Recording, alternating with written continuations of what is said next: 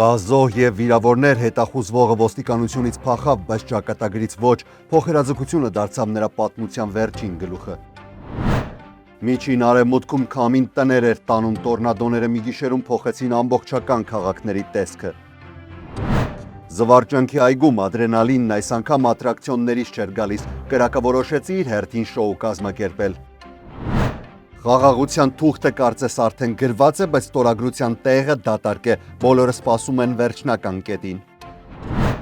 Թեհրանի խաղացած շախմատը հեռանկարային է, զրկելով մրցակցի մանկական մատի հնարավորությունից, ամենակարևոր խաղաքարերը պահվել են երկրորդ փուլի համար։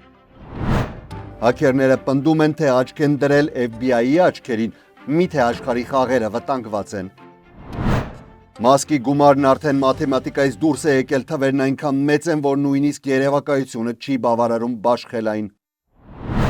Լոս Անջելեսի նոր փոքրիկն արդեն այցելուների ուշադրության կենտրոնում է, երբեմն ամենալավ ու բարի լուրը պարզապես սև-սպիտակ է լինում։ Այս եւ մի շարք այլ լուրերի մանրամասները հաջորդիվ։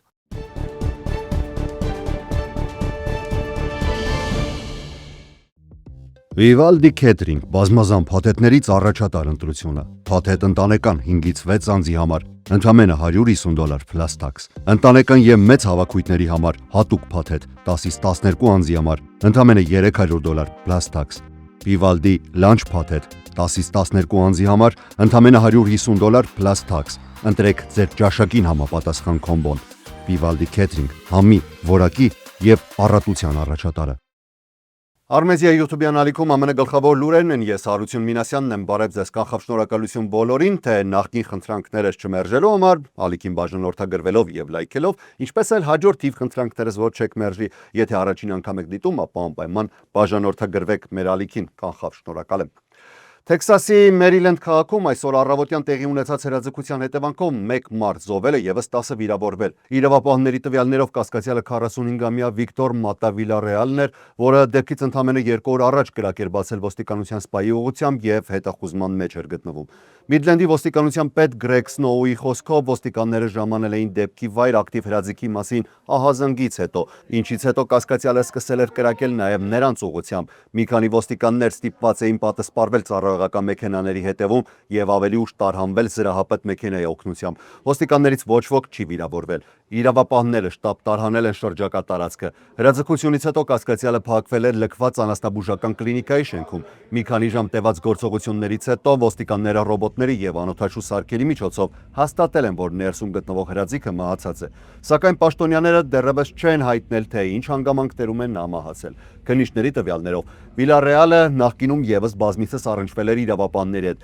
Նա 2009 թվականին դատապարտվել էր ապօրինի հրազենք կրելու համար, իսկ ավելի վաղ նրա դեմ հարուցվել էին նաեւ զենքի հետ կապված այլ գործեր։ 2008 թվականին նա նաեւ մեղադրվել էր ընտանեկան բռնության գործով, որը հետագայում փակվել էր։ Իլինոյս եւ Ինդիանա նահանգների բնակիչները փորձում են վերականգնվել հզոր տորնադոներից հետո, որոնք ավերածություններ են թողել Չիկագոյի հարավային շրջաններում։ Փոթորիկները պոկել են շենքերի տանիքներ, գետնին հավասարեցրել որոշ տներ, տապալել հարյուրավոր ծառեր եւ էլեկտրասյուներ։ Տորնադոներից վնասներ են գրանցվել նաեւ Ինդիանայի Մերիլվիլ եւ Հեբրոն քաղաքներում, ինչպես նաեւ Իլինոյսի Սթրիթհոր քաղաքում։ Մերիլվիլում վնասվել է ավելի քան 200 շենք շինություն, որոշներն ամբողջությամբ ավերվել են։ Տեղում աշխատում են մաքրման եւ վերականգնման խմբերը, իսկ ամերիկյան կաղնի խաչը բացել է 700 տեղանոց ապաստարան։ Սթրիթհոր քաղաքում վնասվել են մոտ 1 տասնյակ տներ, որոնցից մի քանիսը ամբողջությամբ ոչնչացված են։ Հեբրոն քաղաքում առաջին արձագանքման ծառայությունները աշխատել են ամբողջ գիշեր եւ վնասների գնահատման ուղղությամբ են հիմա աշխատում։ Ուրբաթ կեսօրի դրությամբ Իլինոյսում առանց էլեկտրականության էր մոտ 180,000 սպառող, իսկ Ինդիանայում շուրջ 115,000 տուն եւ բիզնես։ Տասնյակ չվերթներ են չեղարկվել կամ ուշացվել Չիկագոյի 2 օդանավակայաններում։ Տորնադոները հաջորդել էին 1 օր առաջ միջին արևմուտքում տեղի ունեցած այլ ուժեղ փոթորիկներին, որոնց ընթացքում Այովա նահանգի Դե Մոյն քաղաքում 54-ամյա մի տղամարդ էր զոհվել։ Վալենսիայում գտնվող Six Flags Magic Mountain զվարճանքի այգում հրդեհ է բռնկվել հանրայիտ X2 արագընթաց ատրակցիոնի տակ։ Լոս Անջելեսի շրջանի Հրշեջ ծառայության տվյալներով ատրակցիոնի արևմտյան հատվածի տակ գտնվող արմավենիներն էին ամբողջությամբ պատվել կրակով։ Հրդեհը հետագայում տարածվել է հարակից ծառերի եւ թփուտների վրա իրելով մոտ կես ակր տարածք։ Հրշեջները կարողացել են կանխել կրակի տարածումը դեպի մոտակա ատրակցիոններ եւ շինությունները։ Նախնական տեղեկությունների համաձայն այգում տարհանում չի իրականացվել, այցելուների կամ հրշեջների շրջանում տուժածներ չկան, հրդեհ վերահսկողության տակ է վերցվել կարճ ժամանակահատվածում։ Դեպքից հետո հրշեջները շարունակել են տեղում աշխատանքները, համոզվելու համար, որ նոր օջախներ չեն առաջացել։ Հրդեհի պատճառը դեռևս հայտնի չէ եւ գտնվում է քննության փուլում։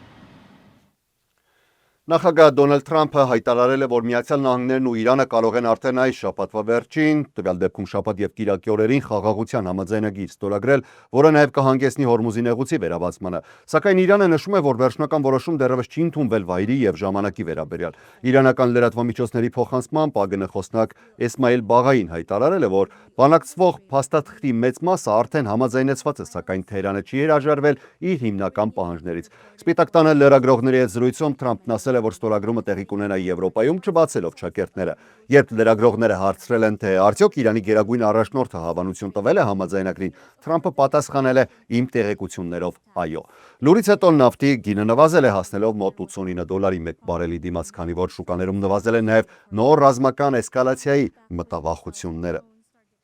Նույն թեմայով շարունակենք, Իրանի արտգործնախարար Աբբաս Արաղչին հայտարարել է, որ Միացյալ Նահանգների հետ միջուկային բանակցությունները չեն սկսվի, եթե նախ չիրականացվի միջանկյալ համաձայնությունը։ Արաղչին ներկայացրել է բանակցությունների երկփուլ գործընթացը։ Նրա խոսքով, առաջին փուլում նախատեսվում է ստորագրել փոխըմբռնման հուշագիր, որը կներառի մի շարք հարցեր՝ Իրանի դեմ պատժամիջոցների մեղմացում, սառեցված իրանական միջոցների ազատում, վերակառուցման ծրագրեր, պատերազմի ավարտ եւ հրադադարի ավելի լայն շրջանակ։ Արաղչին նշել է, որ միջուկային ծրագրին վերաբերող ամենաբարդ հարցերը տեղափոխվել են երկրորդ փուլ։ Նրա խոսքով, վերջնական համաձայնագիրը կարող է ձեռք բերվել միայն երկրորդ փուլի շուրջ 60-օրյա բանակցություններից հետո։ Իրանի արտգործնախարարը նաև հայտարարել է, որ որոշ կողմեր առաջ են քաշում անընդունելի պահանջներ, իսկ արտաքին ուժերը փորձում են խափանել գործընթացը։ Եթե մենք պատրաստ լինեինք զիջել ճնշումների ու սպառնալիքների տակ, դա վաղուց կանեինք, ասել է Արաղչին, ընդգծելով, որ Իրանը չի նահանջելու սպառնալիքների պատճառով։ Նրա խոսքով քննարկվող փաստաթուղթը հայտնի է որպես Իսլամաբադի փոխըմբռնման հուշագիր։ Արաղչին նշել է, որ այդ փաստաթղթի շրջանակում պետք է պաշտոնապես հայտարարվի պատերազմի ավարտը բոլոր ճակատներում, այդ թվում Լիբանանում։ Նա հատուկ ընդգծել է, որ Իրանը չի պատրաստվում հրաժարվել Լիբանանի եւ Հեզբոլլահի աջակցությունից, պնդելով, որ նրանք պատերազմի ընթացքում կանգնած են եղել Իրանի կողքին։ Արտգործնախարարը նաև հայտարարել է, որ հետագա բանակցություններում կքննարկվեն Իրանի միջուկային ծրագիրը, պատժամիջոցների ամբողջական վերացումը, վերակառուցման եւ տնտեսական զարգացման ծրագրերը, սառեցված իրանական միջոցների վերադարձի մեխանիզմները։ Արաղչին ասել է, որ այս համաձայնությունը թշնամիներ ունի եւ առաջին հերթին մատնանշել է Իսրայելին, որը ըստ նրա փորձում է տապալել բանակցային գործընթացը։ Իրանի հետ կապվող հաքերային խումբը հայտարարել է, որ նեթափանցել է ՀԴԲ-ի, նույն ինքը FBI-ի օգտագործած անօդաչու թռչող սարքերի համակարգեր եւ սպառնացել է թիրախավորել ֆուտբոլի աշխարհի առաջնության խաղ կամ խաղեր։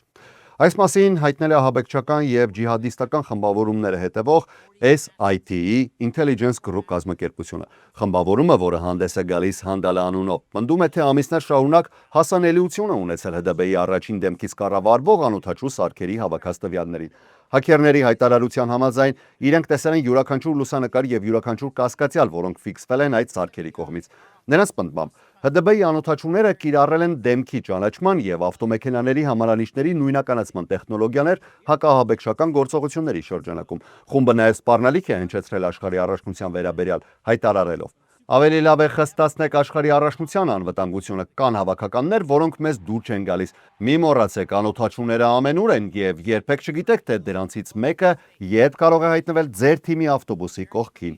Սակայն SIT-ի խումբը կասկածի տակ է դրել Հանդալայի ներկայացրած ապացույցների իսկությունը։ Կազմակերպության տվյալներով հաքերների հրապարակած տեսանյութերից առնվազն մեկը իրականում ստեղծվել էր դեռևս 2024 թվականի դեկտեմբերին եւ օգտագործվել էր որպես գովազդային նյութ ամերիկյան ոստիկանության կողմից տորնադոյի վնասների գնահատման տեխնոլոգիան ներկայացնելու համար։ Այսպիսով ներկայումս չկա անկախ հաստատում, թե ՀԴԲ-ի համակարգերը իրականում կոտրվել են, թե ոչ։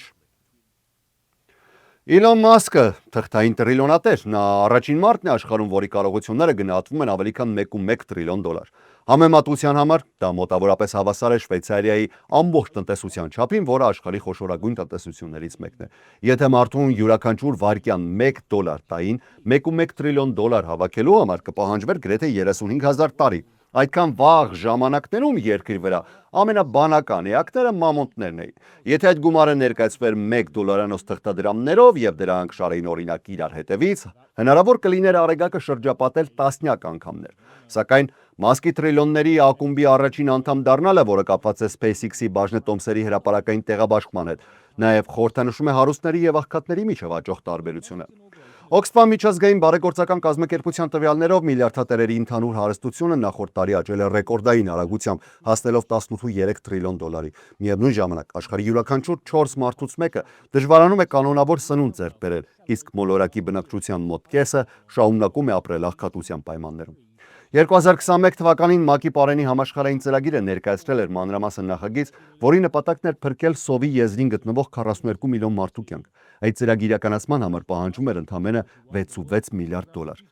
Եթե համեմատենք, ապա Մասկի $1.1 տրիլիոն կարողությունը բավարար կլիներ նման ծրագիրը ֆինանսավորելու շուրջ 167 տարի։ Քննադատները նշում են, որ նման թվերը ստիպում են նորից մտածել համաշխարհային հարստության բաշխման եւ սոցիալական անհավասարության խորացման մասին։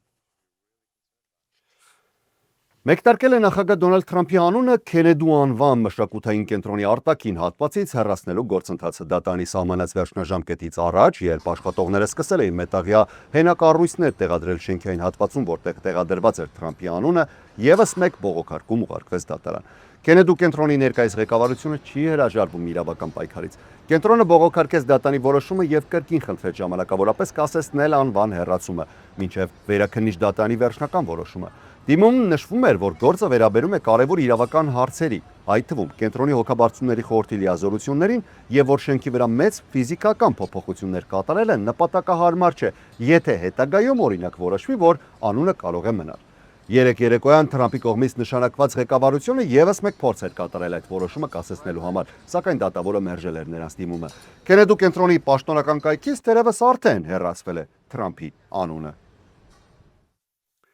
Օրվա լուրերն ավարտեն գեղեցիկ ու բարի լուրով։ Լոս Անջելեսի կենդանաբանական այգին նոր բնակիչ ունի։ Այս գարնանը ծնվել է գրևի զեբրի արուձակը, որն արդեն սկսել է իր առաջին հանրային հայտնությունները կատարել այգու տարածքում։ Սա Լոս Անջելեսի կենդանաբանական այգում 2019 թվականից ի վեր ծնված առաջին գրևի զեբրի ձակն է։ Ծնվելուց հետո նա մի քանի շաբաթ անցկացրել է այցելուներից հեռու մոր հետ կապն ամրապնդելու համար, իսկ այժմ աստիճանաբար ներկայացվում է հանրությանը։ Կենդանաբանական այգու տեղեկացմամբ հաջորդ շաբաթվանից եղանակային լավ պայմանների դեպքում ձակը մշտապես կլինի ցուցադրության տարածքում։ Գրևերի ցեղատեսակը զեբրերի 3 տեսակներից ամենախոշորն են։ Հասուն արուները կարող են ուսերի հատվածում հասնել մինչև 1.5 մետր բարձրության եւ կշռել գրեթե 450 կիլոգրամ, իսկ էգերը միջինում 10%-ով փոքր են լինում։ Ինչպես բոլոր գրևի զեբրերը, նորածին ձակն էլ ունի իրեն հատուկ գծավոր նախշ, որը յուրահատուկ է յուրաքանչյուր կենդանու համար, մարդու մատնահետքի նման։ Այս տեսակը բնիկ է Եթովպիայի հարավային եւ Քենիայի հյուսիսային շրջաններին, որտեղ բնակվում է կիսաանապատային խոտածածկ տարածքում։ Բնության մեջ նրանք սովորաբար ապրում են 12-ից 13 տարի, իսկ կենդանաբանական այգիներում կարող են հասնել մինչև 30 տարվա կյանքի տևողության։ Սակայն գրևի զեբրերը այսօր համարվում են վտանգված տեսակ։ Բնության պահպանության միջազգային միության տվյալներով վերջին 40 տարիների ընթացքում նրանց պոպուլյացիան նվազել է շուրջ 54%-ով։ Մասնագետների գնահատմամբ այսօր վայրի բնության մեջ մնացել է 2000-ից պակաս գրևի զեբր։ Այսօրվա լուրերից առանձնացրել էինք այսքանը, ես Հարություն Մինասյանն եմ, շնորհակալ եմ ուշադրության համար։ Ամենակարևորը՝ առողջ եւ խաղաղ եղեք։ Ցտեսություն։